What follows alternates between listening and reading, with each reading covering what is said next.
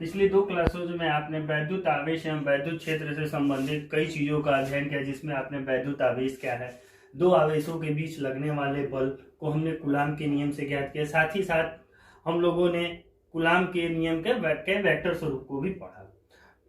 काफी 2 दिनों से पढ़ चुके हैं। आज हमारा ये तीसरा दिन क्लास है, जिसमें हम लोग पढ़ेंगे परावैद्युतांक और आपेक्षिक वैद्युतशीलता। ये परावैद्युतांक और आपेक्षिक वैद्युतशीलता है क्या, इसके बारे में साथ ही साथ हम लोगों ने पढ़ा पिछले क्लासेस में कि दो आवेशों के बीच लगने वाला बल, अगर आवेशों की संख्या 2 से अधिक हो तो परिणामी बल क्या होगा। साथ ही साथ वैद्युत बल की तुलना हम लोग गुरुत्वाकर्षण बल से करेंगे कि दोनों में क्या अंतर है, दोनों में क्या समानताएं हैं, साथ में कौन बड़ा होगा और कौन छोटा होगा। इसके साथ ही साथ इस चीजों से रिलेटेड आपको 2-3 न्यूमेरिकल भी आज मैं सॉल्व कराने जा रहा हूं। शुरू करते हैं परावैद्युतांक तथा आपेक्षिक वैद्युतशीलता। ये परावैद्युतांक या आपेक्षिक वैद्युतशीलता है क्या। देखिए, परावैद्युतांक या आपेक्षिक वैद्युतशीलता एक तरह का रेशियो है। वो क्या रेशियो है अभी देखते हैं। पहले हम देखिए, हमने लिखा है हवा या निर्वात में स्थित दो स्थिर बिंदु आवेशों के बीच वैद्युत बल, उसको मैंने डिनोट किया है FA। A for air, air means हवा होता है। मतलब कोई अगर दो आवेश हवा में रखे हैं एक दूसरे से r दूरी पर, तो उनपे लगने वाला बल 1/4 pi epsilon not Q1 Q2 upon r²। साथ ही साथ अगर इन्हीं दोनों चार्जों को हम किसी ऐसे माध्यम में ले जाते हैं जिसका परावैद्युतांक k हो और उनके बीच की दूरी वही हो और दोनों पे चार्ज भी समान हो, तो Fm equal 1/4 pi epsilon not Q1 Q2 upon r²। तो ये एप्सिलॉन नॉट और k को ही हम कहते हैं एप्सिलॉन। ये उस माध्यम की वैद्युतशीलता होती है जहां वह चार्ज रखा गया है। तो यहाँ देखिए, इसको इक्वेशन 1 और 2 अगर इन दोनों को हम डिवाइड करते हैं तो FA अपॉन FM, सारी चीजें देख लीजिए सिमिलर है। आपको यहाँ पे हम करके भी दिखा देते हैं। 1/4 pi epsilon not Q1 Q2 upon r², ये हो गया FA upon FM। 1/4 pi epsilon not K Q1 Q2 upon r²। यहाँ देखिए ये 1/4 ये कैंसिल आउट हो जाएगा, Q1 Q2 से r² से बचेगा क्या 1/1/k, तो ऊपर चला जाएगा तो ये क्या आएगा, k आएगा आपका। अब ये देखिए k हो गया, और यहाँ से देखिए इस रेशियो से अगर देखते हैं तो k इक्वल क्या होगा, k इक्वल आपको आएगा एप्सिलॉन अपॉन एप्सिलॉन नॉट। तो वही एप्सिलॉन अपॉन एप्सिलॉन नॉट लिखा गया। इसी रेशियो को हम कहते हैं एप्सिलॉन r, किसी माध्यम की वैद्युतशीलता एप्सिलॉन और निर्वात की वैद्युतशीलता एप्सिलॉन नॉट के अनुपात को परावैद्युतांक या आपेक्षिक वैद्युतशीलता कहते हैं। किसी माध्यम की वैद्युतशीलता और निर्वात की वैद्युतशीलता के अनुपात को ही क्या कहते हैं, आपेक्षिक वैद्युतशीलता किसी या परावैद्युतांक के। अब ये तो हो गया। अब साथ ही साथ आपके दिमाग में क्वेश्चन आता होगा कि सर इसका मात्रा क्या, बीमा क्या होगा। तो आप लोग ध्यान से अगर देखते हैं तो एप्सिलॉन की बीमा और मात्रक हम लोग पिछले क्लासेस में पढ़ चुके हैं, वो आपको दिखाया गया है। दोनों की बीमाएं अगर आपको नहीं याद है तो फिर से एक बार देख लीजिए। F इक्वल हम लोग पढ़े थे 1/4 pi epsilon not Q1 Q2 upon, तो यहाँ से अगर एप्सिलॉन की वैल्यू लिखना चाहें तो एप्सिलॉन का मात्रक क्या लिखा गया था, कूलाम स्क्वायर पर न्यूटन मीटर स्क्वायर।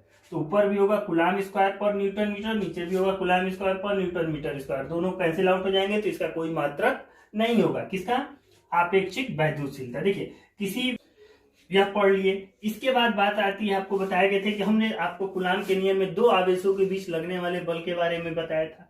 अब हम पढ़ने जा रहे हैं अनेक आवेश, जैसे 2 से अधिक आवेश हो तो उनके बीच कितना बल लगेगा। इसको हम अध्यारोपण का सिद्धांत भी कहते हैं। तो इसके लिए देखिए, सबसे पहले मैंने 1.4 यहाँ Q1 ले लिया है, ये है Q2 Q3 Q4 Q5 और Qn। मतलब n से ये कहने का मतलब है कि अब कुछ भी हो सकता है, 3 हो, 4 हो, 5 हो, 6 हो, 8 हो, 10 हो, इसीलिए मैंने Qn से डिनोट कर दिया। अब देखिए, पहले हम निकालेंगे Q1 पे लगने वाला, Q1 पे Q2 के कारण, फिर Q3 से Q1 पे, फिर Q4 के कारण Q1 पे, फिर Q5 के कारण Q1 पे, फिर इनके कारण, और सबको हम एक बार फाइनली जोड़ लेंगे तो हमको रिजल्टेंट मिल जाएगा। देखिए, यदि कोई निकाय अनेक आवेशों से मिलकर बना हो, यानी 2 या 2 से अधिक आवेशों से मिलकर बना हो, तो उनमें से किसी एक आवेश पर कार्यरत परिणामी बल कैसे निकालना है, उस बल पे उस आवेश पर अन्य आवेशों द्वारा लगाया गया जो भी बल होगा सबको निकाल के और जोड़ लेंगे। देख लीजिए F1 इक्वल हुआ F12, F12 का लिखने का मेरा मतलब उस दिन भी आपको वेक्टर फॉर्म में बताए थे, तो बोले थे 2 के कारण 1 पे, मतलब Q2 के कारण Q1 पर लगने वाला बल। F13 का मतलब Q3 के कारण Q1 पे लगने वाला बल, Q4 के कारण Q1 पर लगने वाला बल, Q5 के कारण Q1 पे लगने वाला डॉट डॉट डॉट NY कण के कारण 1 पे लगने वाला बल। ये तो हो गया। साथ ही इसका वेक्टर फॉर्म आपको पढ़ाया जा चुका है।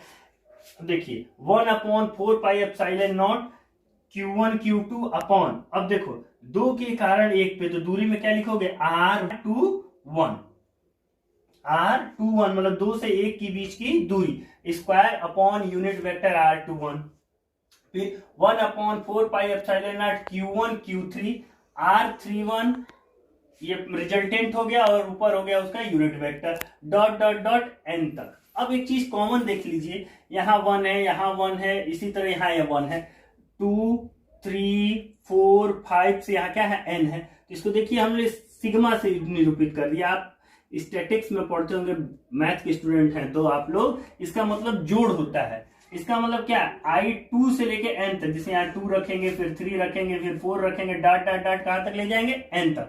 उसी तरह नीचे देखते हैं तो 2 1 3 1 4 1 5 n1, तो इसको हमने क्या लिख दिया I से 1, मतलब क्या I की वैल्यू कहां से शुरू होगी 2 से, और ये इसका क्या हो गया यूनिट वेक्टर।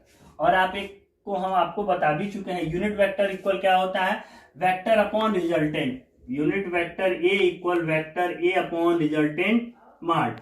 तो अगर मैं इसको यूनिट वेक्टर को अगर रिप्लेस करता हूं तो वेक्टर अपॉन रिजल्टेंट करूंगा तो वेक्टर हो जाएगा RI1 और नीचे रिजल्टेंट आएगा और पहले 1 2 स्क्वायर है तो क्या हो जाएगा Q।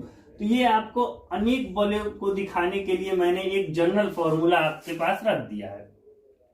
इसकी सहायता से आप 2 या 2 से अधिक बलों का रिजल्टेंट निकाल सकते हैं। अभी इस पे मैं आपको न्यूमेरिकल भी नीचे कराने वाला हूं। इसके बाद बात करते हैं हम वैद्युत बल और गुरुत्वाकर्षण बल। जैसा आपकी गुरुत्वाकर्षण बल आपको मैं समझा चुका हूं, वैद्युत बल अभी आप लोगों ने पढ़ा 1/4πε0 Q1 Q2 अपॉन R²। गुरुत्वाकर्षण बल आप लोग पिछली क्लासेस में पढ़े होंगे F = G m1 m2 upon R²। दोनों में क्या समानताएं हैं और दोनों में क्या अंतर है, ये बात आती है।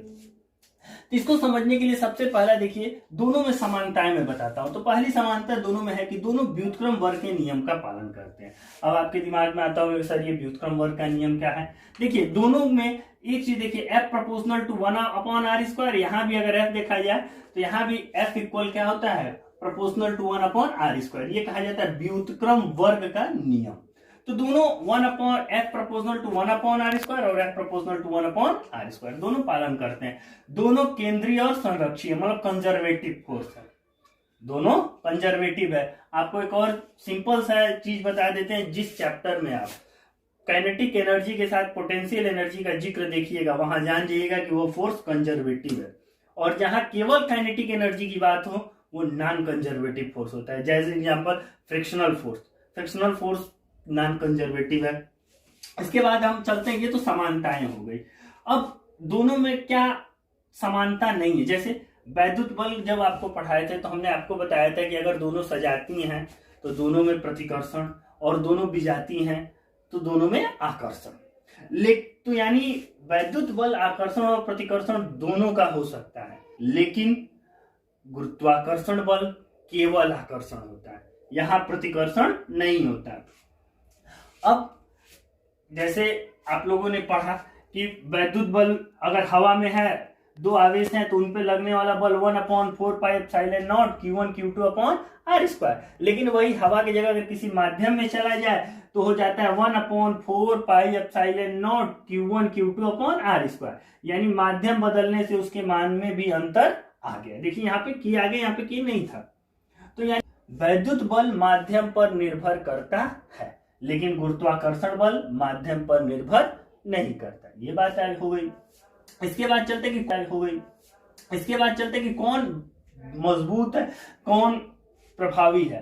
तो आपको मैं अभी बता देता हूं कि वैद्युत बल गुरुत्वाकर्षण बल से अधिक होता है, ये तो जान लीजिए। अभी एक न्यूमेरिकल से इस चीज को मैं क्लियर करता हूं।